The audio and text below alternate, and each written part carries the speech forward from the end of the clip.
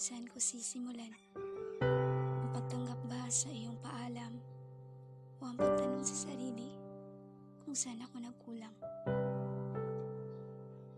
Alam kong hindi ako perpekto. Alam kong minsan mali ako. Alam kong may pagkukulang ako. Pero paano ang ating pangako? Kanino ako lalapit sa mundong puno ng gulo? Kanino ko isasambit lahat ng aking hinanakit na tanging ikaw lang ang aking kakampi? Ang dating ikaw na siyang aking tahanan. Ang dating ikaw na siyang aking sandalan. Ngayon ay tanging isang imahinasyon na lamang. Ang mga alaalang ang dating kay saya. Ngayon ay sa tuwing paulit-ulit na aking nadarama ay nagmumulto sa akin.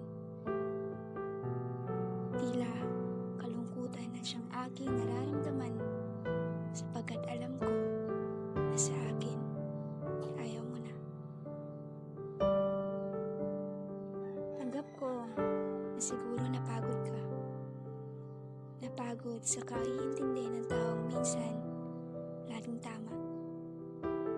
Napagod sa taong kagaya ko. Pero aking napagtanto na siguro tama ang desisyon mo na tapusin ang tayo. Hindi ito ang katapusan ng ating mundo. Hindi din dito nagtatapos ang kabanata ng istorya ng ating buhay. Alam kong parte lamang ito ng ating paglalakbay na matuto, magpatawad, at mas mahalin at piliin ang ating mga sarili.